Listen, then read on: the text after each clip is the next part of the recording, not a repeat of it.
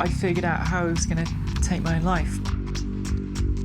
I see myself in the mirror and I just realised I don't even have any connection with the person staring back at me anymore. Well, what's the point in living if you're not living as you? Growing up, there were three things that Charlie Martin was convinced of. The first, that she was trans and didn't identify as male, the gender she'd been assigned at birth. The second, the place she felt most at home was the racetrack. The third, that she'd never be able to reconcile these two worlds. Hi, I'm Charlie Martin. I'm a professional racing driver. I'm an LGBTQ+ activist, and I'm hoping to be the first trans driver at the 24 Hours of Le Mans. I'd grown up feeling very limited because knowing that I was transgender from a young age, I'd never had any role models growing up. I'd never seen anyone like me doing anything that I aspired to do. And that had the effect of making me feel very limited in terms of my life options. It was like you have to choose between being the person you want to be and doing the things career-wise and so on that you want to have in your life. You can't have both those things. So I didn't feel like it's like dreams are reality, and a huge chasm between those two things, those two outcomes. Caroline Cosy was the first person that I discovered who was transgender, and up until that point I didn't realise people could be born as one gender, feel that they are, identify as a different gender, and then they can actually physically transition and so on and so on. So when I saw her, it was like someone telling me the world isn't flat. It was like a real eureka moment in my life. And I think back then that the thinking was very much that if you're a boy that feels they're a girl, you shouldn't want to climb trees and get dirty and pretend you're a fighter pilot or a racing car driver. You should be playing with dolls and so on and so on. And I just wasn't that kind of kid. When I was about 8, 9 years old, I had a friend called Hamish, and his dad used to race, not professionally, but very competitively at club level. And he said, yeah, we're going racing if you want to come.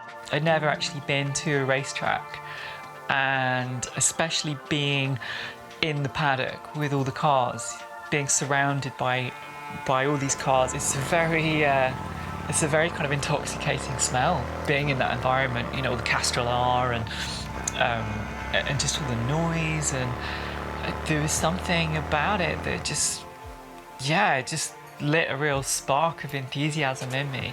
And then my brother and I went to Le Mans for 3 years running, 2001, 2 and 3. The 3 years that Bentley competed and eventually won. And that was, that was like nothing I'd ever seen. Now in the 1900 Peugeot 205 GTI. So the year I left university, I made up my mind, this is it, I'm going to try and do some racing myself. I bought this Peugeot 205. It was like a half-finished project. It had a roll cage, had a 16-valve engine, but that was it. It was like, it had 4 wheels, it had no doors on it, it was all like, everything was stripped out of it, but it was something I could afford. The first thing I did actually was a sprint at Kerbera, but nonetheless, I was there, I was competing, I was doing motorsport under my own steam, and that was a great feeling.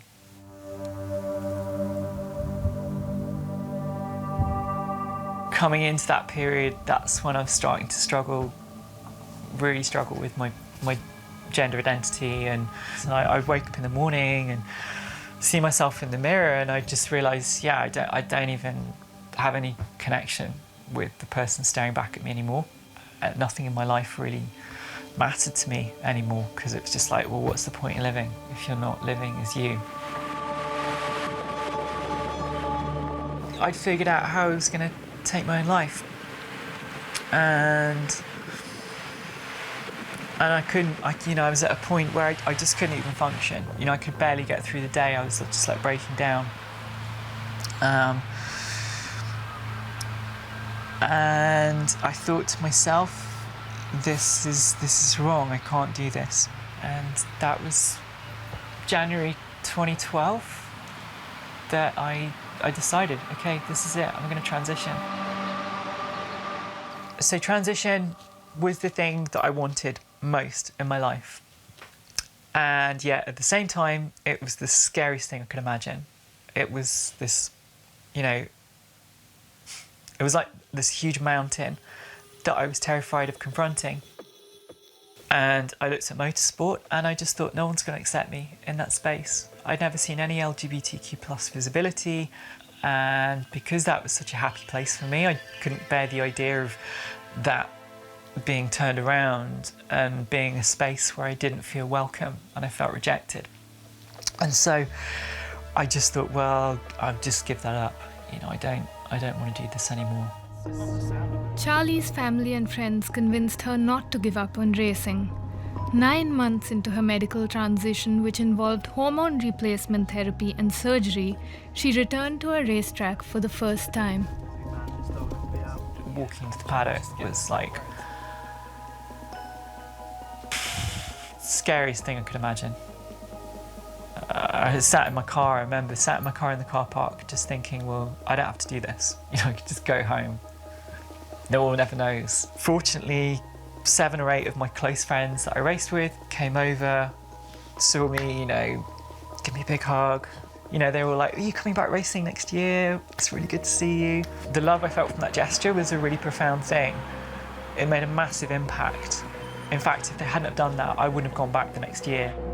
2 years into her transition, Charlie began attacking her motorsport goals with renewed vigor and a newfound confidence.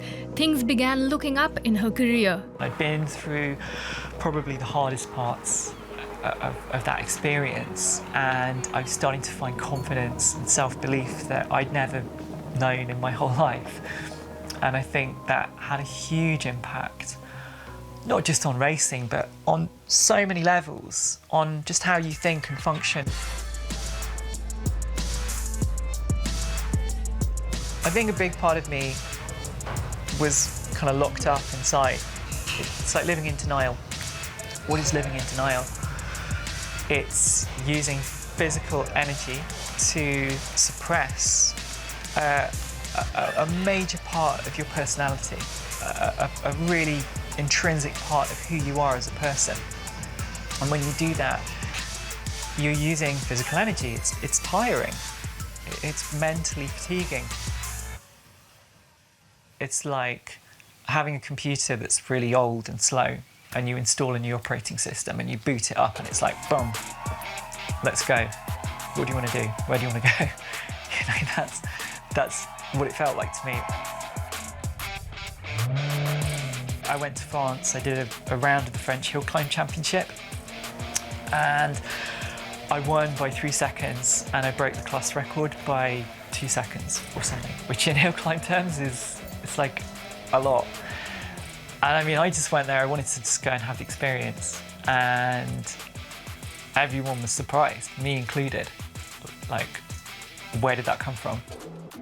Charlie's since made rapid progress, switching to circuit racing and racking up podiums in a variety of series. She even tied up with BMW and made history as the first trans competitor at the Nürburgring 24, finishing 4th in class.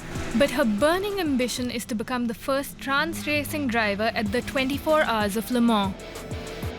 So 2017 was my last year of hill climbing, and at the end of that year, there was within the team structure, there was the opportunity to do an endurance race in that car. I looked at the calendar, I had the budget to do one race, and I looked, and there was one word that popped out at me: Le Mans, November 2017. I thought, wow, 3-hour endurance race in a prototype at Le Mans.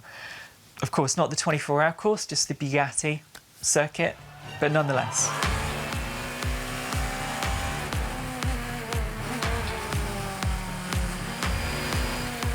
And I never thought in my wildest dreams that I could stand on the podium at Le Mans, and not just me, but real me. And I just remember thinking, geez, you know, if I can do this, if I can get this far, then that's it's like a sign, it's like an omen. It's like you've got to keep going and try and make this happen and race at the 24 Hours of Le Mans for real. Whether I get on the podium or not, that's another thing. In addition to her racing ambitions, which includes competing in the 2022 Lamborghini Super Trofeo series, Charlie is an LGBTQ+ activist. She uses her platform to fight for diversity in motorsport and the world. In this life, I want to help other people find the happiness that I found, and I also want other people to understand the role they can play in facilitating more inclusive environments where everybody can be their true, authentic self. People like Charlie being in the media and just doing their thing in itself is just incredibly powerful, because it shows people that you can achieve anything despite all the obstacles that you have to go through. And I think, you know, being a racing driver is difficult enough, let alone being a woman and being trans on top of that as well. So I know it's a very male-dominated industry. So Charlie's got a lot of things almost against her, but also it's something that really makes Charlie special. When you're brave, you take risks. Sometimes it doesn't go the way you want, but more often than not, you're like, oh, I could go faster around that corner. I can take that corner in 4th gear. I can take that corner in 5th gear. You just continually push the boundaries, push your own limits of what's comfortable, of what's achievable, and before long, you have built courage, you've built resilience, you've built something very real inside you. I think 7-year-old Charlie would be pretty surprised. I think 7-year-old Charlie would be pretty happy, because I never imagined that things would be the way they are now. So I feel like I've had to wait a long time. I've had to be quite patient, persistent, but I think even so, right now feels like a good time. So yeah, I think 7-year-old me would be pretty happy. Life is good.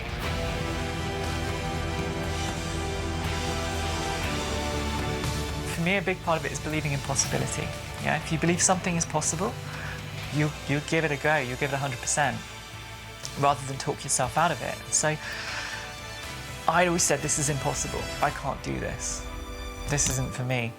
So suddenly you flip that around and you think, okay, well, it is possible, and I've just proven I can do that. Well, what else can't I do?